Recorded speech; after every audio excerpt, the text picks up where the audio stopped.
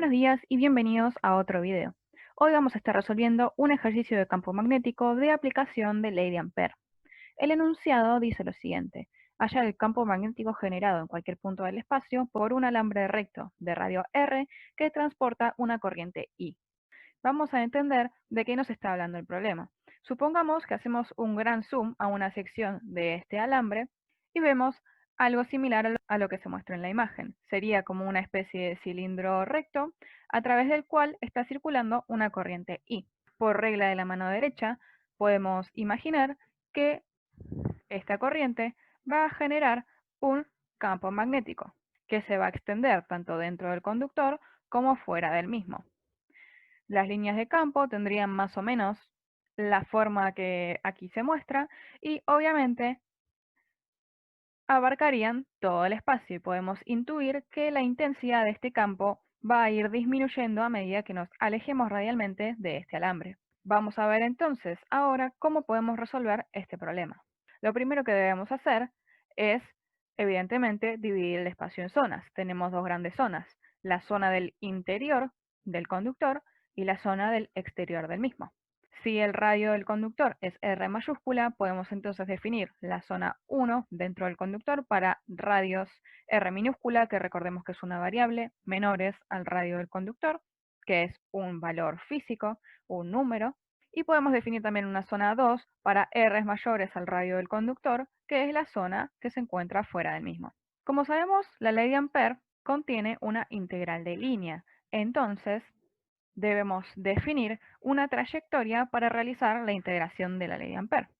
Esta trayectoria podemos elegirla como a nosotros más nos guste, pero van a darse cuenta que si nosotros elegimos trayectorias que coincidan con las líneas de campo, el trabajo matemático se nos va a simplificar bastante y vamos realmente a poder resolver este problema. Vamos entonces a integrar siempre sobre curvas que sean coincidentes con las líneas de campo y vamos a asignar como sentido de integración el mismo sentido de la línea de campo, simplemente para simplificar los cálculos.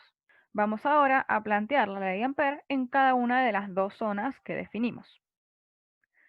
La zona 1 es la zona interna del conductor. Si nosotros vemos al conductor en corte, vamos a ver algo similar a esto y vamos a estar trabajando sobre una curva AC a la cual le corresponde un R variable que puede tomar valores entre 0 y el radio del conductor. Es decir, esta curva acá está dibujada con este radio, pero recordemos que tiene la libertad de tomar cualquier radio dentro de la zona 1. Planteamos entonces la ley de Ampère para esta curva C y como vemos ha involucrado un producto escalar. Lo primero que tendríamos que hacer entonces es intentar resolverlo. Para eso debemos observar la relación angular entre el vector campo magnético y el vector diferencial de L, que recordemos que es siempre tangente a la curva C. Como pueden observar, me sitúe sobre el punto que me sitúe en la curva, siempre los dos vectores son paralelos. Es decir, forman un ángulo de 0 grados. Por lo tanto, puedo entonces resolver el producto escalar recordando que el coseno de 0 grados vale 1. Ahora que ya nos sacamos de encima todo el tema vectorial, lo que debemos hacer es simplemente identificar las constantes e integrar. Como pueden observar también, para toda esta trayectoria de integración, el módulo del campo magnético permanece constante, por más de que ya sabemos que varía en dirección y sentido. Por ende, como aquí dentro tenemos involucrado solamente al módulo del campo magnético, ya que el producto escalar está resuelto, podemos sacar fuera de la integral al módulo del campo.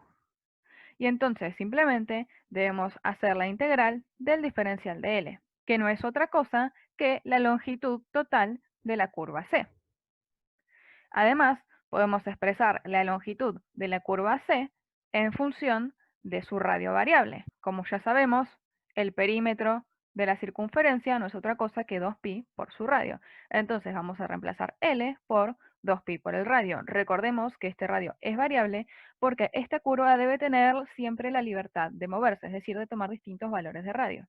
Por último, como sabemos que toda esta integral que acabamos de resolver debe ser igual a mu0 por I neta, deberíamos expresar I neta en función de los datos que tenemos, que según el problema son la corriente I, que circula a través de todo el conductor, y el radio del mismo, que tiene un valor R mayúscula. Para expresar I neta, que también se conoce a veces como I encerrada, es indistinto, por eso lo pongo de las dos formas para que tomen la bibliografía que tomen, sepan que estos dos son equivalentes. Lo que debemos hacer es recordar el vector densidad de corriente, ya que aquí vamos a trabajar con su módulo.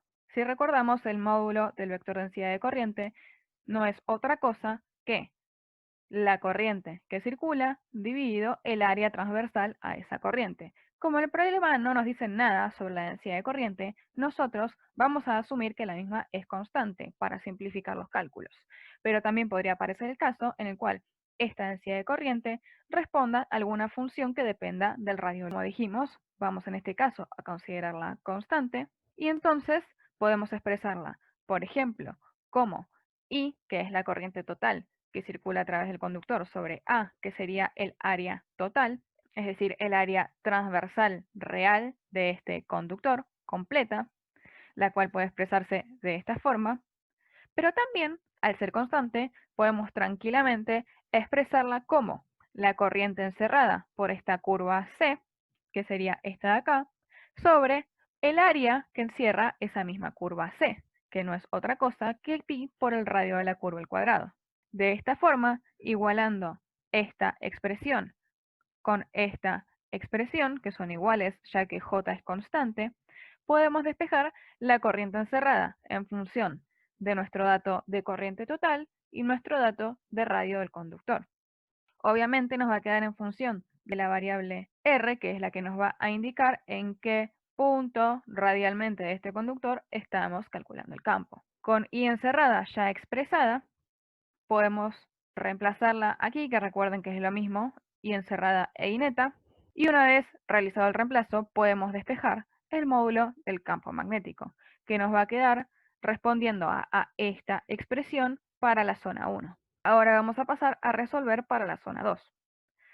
En la zona 2 estamos fuera del conductor, por lo tanto nuestra curva de integración también va a estar fuera del conductor y va a poder tomar distintos radios desde el radio del conductor hasta el infinito. Vamos entonces de vuelta a plantear la ley de Ampère, igualmente que en el caso anterior, a resolver el producto escalar con las mismas consideraciones de simetría, a identificar constantes e integrar. Y hasta este momento todo el procedimiento fue exactamente el mismo. ¿Qué es lo que cambia? En este punto lo que debemos hacer es expresar I encerrada o I neta en función de los datos. Pero ¿qué es lo que sucede? Si mi curva de integración está siempre por fuera del conductor, tome el R que tome desde el radio del conductor hasta infinito, siempre voy a estar encerrando toda la corriente, que es la corriente dato I mayúscula. Entonces, simplemente lo que puedo hacer es reemplazar donde dice I neta por I mayúscula y de esta forma despejar el módulo del campo. Por último, nos queda analizar qué sucede en la interfaz, porque ya analizamos dentro del conductor y fuera del mismo. Pero ¿qué pasa cuando R minúscula toma exactamente el valor R mayúscula, es decir, el radio de ese conductor? Lo que debemos hacer es claramente tomar el límite de R tendiendo al radio del conductor en ambas expresiones obtenidas. De esta forma podemos comprobar que ambas expresiones tienden al mismo valor. Por lo tanto, si los límites coinciden, la función es continua en R igual al radio del conductor. Ahora sí, ya estamos en condiciones de expresar la función a trozos, en la cual vamos a incluir el signo mayor igual o menor igual debido a que la función es continua, y graficar el módulo del campo.